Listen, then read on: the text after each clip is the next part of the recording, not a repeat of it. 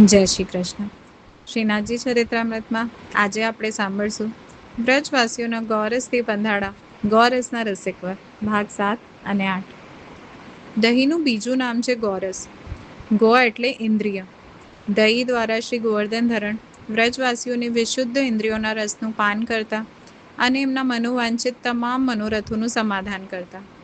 લાલા તનિક રૂક જા કહેતા શોભાએ શ્રીનાથજીનું દહીં વડે ખરડાયેલું મુખ લૂછવા પોતાની ઓઢણી ઊંચી કરી અને મુખ પર એને પસરાવી.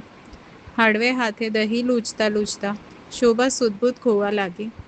પારદર્શક ઓઢણીના આવરણ હેઠળથી શ્યામ મુખડાની સુંદરતા નિહાળીને એ ભાવ વિભોર થઈ ઉઠી. રસોટી પનનો સ્થાયી ભાવ તો અસ્તિત્વમાં હતો જ, એમાં સંચારી ભાવે પ્રવેશ કર્યો.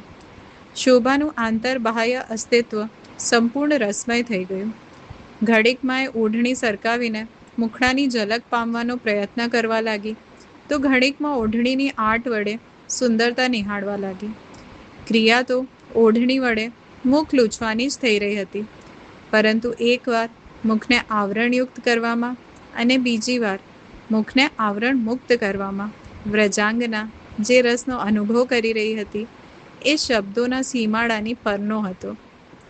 ગૌરાંગીની અતૃપ્તિને ત્યાં જ થોભાવી દઈ સોનાના કટોરાને લીધા વગર શ્રીનાથજી સીધા શ્યામઠાક પધાર્યા. ત્યાં કુંભનદાસ, ગોવિંદદાસ, ગોપીનાથદાસ ગ્વાલ વગેરે સખા મંડળી રાહ જોઈ રહી હતી. ગાયો નિરાતે ચરી રહી હતી. કુંભનદાસ પાસેથી શ્રીનાથજી જલ આરોગ્યા અને પછી અતિ પ્રસન્નતાપૂર્વક સખાઓ સાથે આંખ મીચોનીનો ખેલ ખેલ્યા. સમય થતાં શ્રીનાથજી નિજ મંદિરમાં પધાર્યા. ત્યાં તો થોડી વારમાં ગણગણાટ ફેલાઈ ગયો.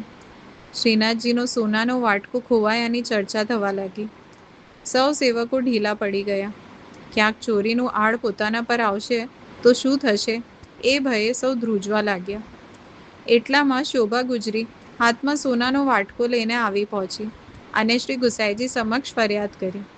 મહારાજ, આપના લાડલાને નિયમિત રીતે વ્રજવાસીઓના ઘરનું દહીં ધરાવવામાં નહીં આવતું એનું પરિણામ આ કટોરો છે. પૂછો મારી પાસે ક્યાંથી આવ્યો? આજે બપોરે આ કટોરો લઈને દેવદમન મારે ઘરે દહીં આરોગવા પધાર્યા હતા. મારી આખી દોણી ખાલી કરી નાખી અને પછી કટોરો પડતો મૂકીને વન તરફ સરકી ગયા. ગુજરિયા, તારું નામ શું છે? શોભા. જો શોભા, તારી આ ફરિયાદનું શું પરિણામ આવશે જાણે છે? શું પરિણામ આવશે? અહીં નિયમિત રીતે વ્રજવાસીઓના ઘરનું દહીં ધરાવવામાં આવશે ને તો આ નટખટ તમારે ઘરે આવવાનું બંધ નહીં કરી દે?